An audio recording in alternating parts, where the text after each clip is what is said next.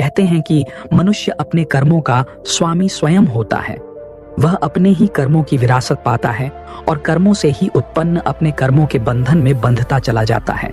सच यह भी है कि इस दुनिया में दो तरह के इंसान हैं। एक जो यह मानते हैं कि भाग्य वाग्य कुछ नहीं होता और वे कर्म की प्रधानता में ही विश्वास करते हैं। दूसरे वे लोग हैं जो भाग्यवादी हैं, यानी उनका किस्मत कनेक्शन में पूरा भरोसा होता है। उनका दृढ़ विश्वास होता है कि जो भाग्य या किस्मत में लिखा है वो हो के ही रहेगा। अर्थात इंसान जिंदगी भर कर्म और भाग्य की दो धुरियों में घूमता रहता है और अंततः दुनिया से अलविदा हो चला जाता है। आज का युवा भी यही सोचता है कि बिना कुछ किए ही उसे वह सब कुछ मिल जाए जो वह चाहता है, लेकिन ऐसा बहुत कम लोगों के साथ ही होता है। इस विषय पर अक्सर बहस होती रही है कि आखिर कौन बड़ा है, कर्म या भाग्य। अनंत काल से ही यह बहस का विषय रहा है कि कर्म ज्यादा महत्वपूर्ण है या भाग्य। दोस्तों, इस कहानी को सुनने के बाद आप यह बात तो अच्छी तरह समझ जाएंगे कि दोनों में श्रेष्ठ क्या है। जानने के लिए कहानी को अंत तक ध्यान से सुनिएगा। एक जंगल के दोनों ओर अलग अलग राजाओं का राज्य था और बीच में जंगल। उसी जंगल में एक महात्मा रहते थे जिन्हें दोनों राजा अपना गुरु मानते थे। उसी जंगल के बीचों बीच एक बड़ी नदी बहती थी। अक्सर उसी नदी को लेकर दोनों राज्यों के बीच झगड़े फसाद होते रहते थे। एक बार तो बात इतनी बिगड़ गई कि बात युद्ध तक आ पहुंची। कोई भी राजा सुलह को तैयार नहीं था, सो युद्ध तो निश्चय ही था। दोनों राजाओं ने युद्ध से पहले महात्मा का आशीर्वाद लेने की सोची और पहुंच गए जंगल की उस कुटिया में जहां महात्मा रहते थे। पहले एक राजा आया और उसने महात्मा से युद्ध में विजय का आशीर्वाद मांगा। महात्मा ने कुछ देर उस राजा को निहारा और कहा कि राजन, तुम्हारे भाग्य में जीत नहीं दिखती, आगे ईश्वर की मर्जी। यह सुनकर पहला राजा थोड़ा विचलित तो हुआ, फिर उसने सोचा कि यदि हारना ही है तो पूरी ताकत से लड़ेंगे, परंतु यूं ही हार नहीं मानेंगे, और अगर हार भी गए तो हार को भी औरों के लिए उदाहरण बना देंगे, परंतु आसानी से हार नहीं मानेंगे। यह निश्चय कर वह वहां से चला गया। दूसरा राजा भी जीत का आशीर्वाद लेने महात्मा के पास आया, उनके पैर छुए और विजय का आशीर्वाद मांगा।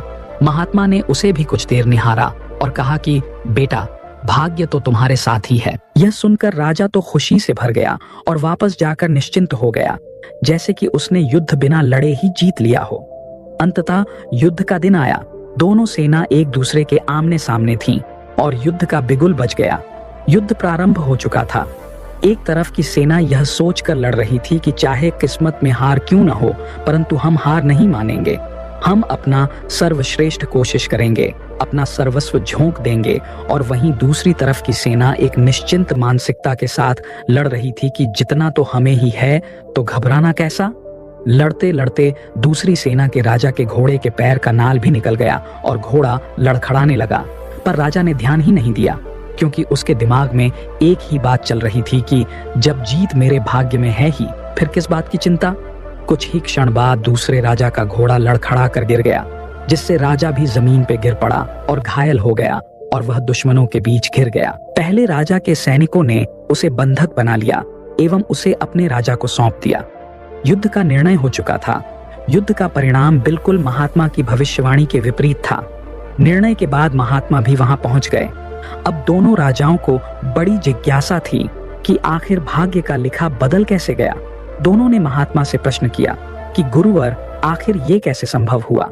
महात्मा ने मुस्कुराते हुए उत्तर दिया, राजन, भाग्य नहीं बदला, वो बिल्कुल अपनी जगह सही है, पर तुम लोग बदल गए हो। उन्होंने विजेता राजा की ओर इशारा करते हुए कहा कि अब आपको ही देखो राजन, आपने संभावित हार के बारे में सुनकर दिन रात एक कर दिया। सब कुछ भूलकर आप जबरदस्त तैयारी में जुट गए, ये सोचकर कि परिणाम चाहे जो भी हो पर हार नहीं मानूंगा।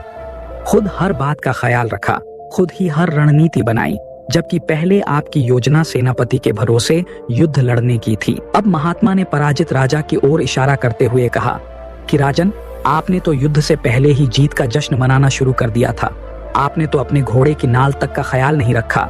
फिर आप इतनी बड़ी सेना को कैसे संभालते और कैसे उनको कुशल नेतृत्व देते। और हुआ वही जो होना लिखा था। भाग्य नहीं बदला, पर जिनके भाग्य में जो लिखा था उन्होंने ही अपना व्यक्तित्व बदल लिया। फिर बेचारा भाग्य क्या करता। दोस्तों, हमें इस कहानी से यह सीख मिलती है कि भाग्य उस लोहे की तरह वहीं खींचा चला जाता है जहां कर्म का चुंबक हो। हम भाग्य के अधीन नहीं हैं, हम तो स्वयं भाग्य के निर्माता हैं। ये सत्य है कि भाग्य भी उन लोगों का साथ देता है जो कर्म करते हैं। किसी खुरदरे पत्थर को चिकना बनाने के लिए हमें उसे रोज घिसना पड़ता है। उसी प्रकार हमें अपने भाग्य को चमकाने के लिए कर्म तो करना ही पड़ता है।